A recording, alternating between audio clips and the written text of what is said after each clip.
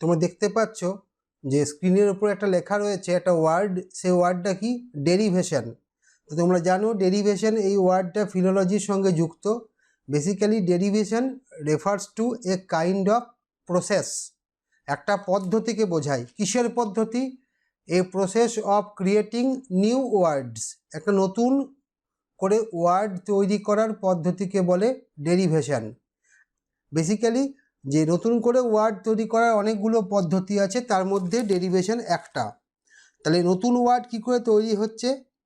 By adding prefixes or suffixes to base word. Base word বা root word, সেগুলোর সঙ্গে prefix বা suffix যুক্ত করে আমরা নতুন ওয়ার্ড পাচ্ছি, তখন সেই প্রসেসটাকে বলছে ডেরিভেশন। আমরা এবার দেখি কি কি হচ্ছে।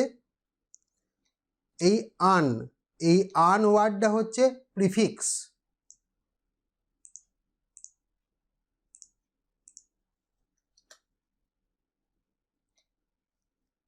তাহলে এই আন ওয়ার্ডটা প্রিফিক্স বলে আন ওয়ার্ডটার পরে একটা হাইফেন দিলাম, তাহলে আন হচ্ছে প্রিফিক্স। তারপরে আমি কি লিখলাম? হ্যাপি। কি ওয়ার্ড পেলাম? আনহ্যাপি।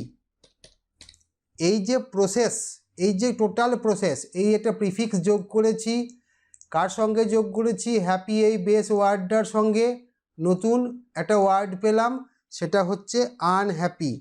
তাহলে সেই গোটা প্রসেসটাকে বলা হচ্ছে ডেরিভেশন। তাহলে আমি এখানে লিখে দিচ্ছি কোনটা প্রিফিক্স, কোনটা বেস ওয়ার্ড, আর কোনটা নিউ ওয়ার্ড।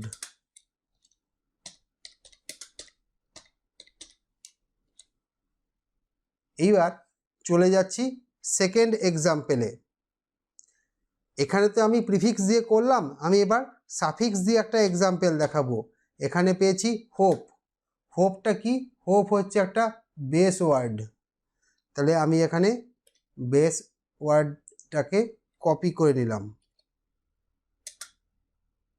তারপরে কি করলাম? আমি এবার দেখাবো যে একটা সাফিক্স অ্যাড করছি।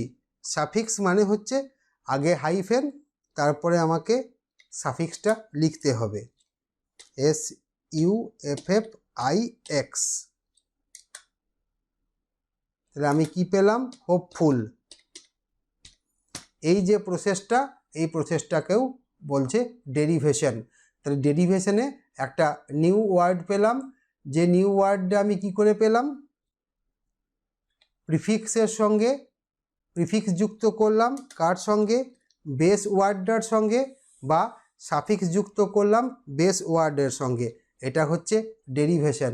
আশা করি এই ভিডিও প্রেজেন্টেশনটি তোমাদের কাজে লাগবে। সকলকে ধন্যবাদ।